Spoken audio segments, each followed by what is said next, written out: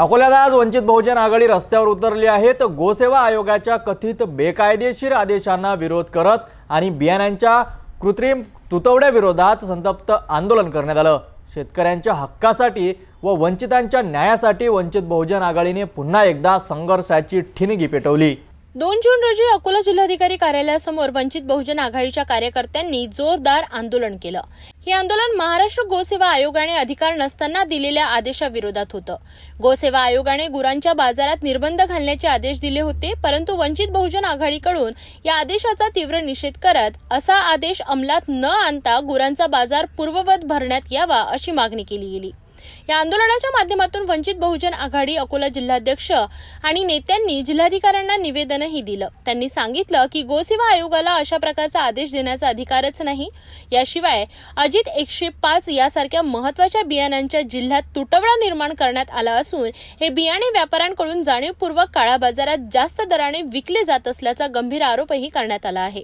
अन्नदात्याच्या जीवाशी खेळणाऱ्या बियाणे माफियांवर कारवाई करावी अशी मागणी करत वंचित बहुजन आघाडीने शासनाच्या विरोधात कठोर टीका केली आहे। गोसेवा आयोगाने जे 29 एप्रिलला एक पत्र काढलं, त्यामध्ये आठवडी बाजार जे एपीएमसी ला आदेश केला की ते 3 तारीख ते 8 तारखेपर्यंत बंद ठेवावे, परंतु ज्या गोवंश बंदी कायद्यासंदर्भात आमचं काही म्हणणं नाही। गोवंश बंदी संदर्भात बिलकुलच बंद ठेवा, आम्ही सुद्धा त्याचं समर्थन करू, परंतु बाकीच्या ज्या शेळी मेंढ्या आहेत, भाकड म्हशी आहेत, हेले आहेत, ह्या गोष्टीसाठी बाजार याच्यासाठी सुरू पाहिजे की शेतकरी झाला, गोरगरीब झाला, शेळ्या पाळून या महिन्यात जास्त पैसे येतात म्हणून बकरी ईदीच्या माध्यमातून बाजारात विकतो आणि 2 पैसे जास्त मिळवतो।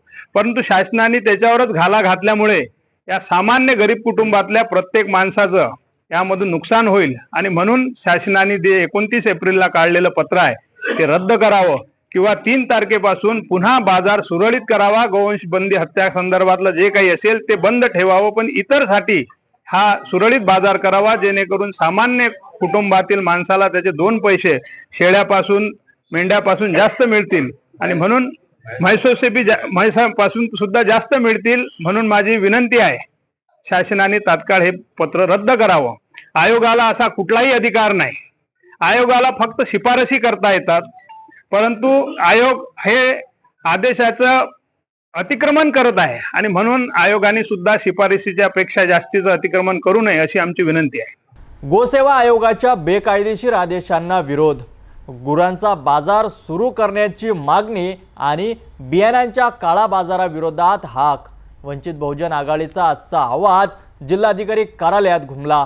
आता प्रशासन यावर कितपत गांभीर्याने कारवाई करतं हे पाहणं महत्त्वाचं ठरेल।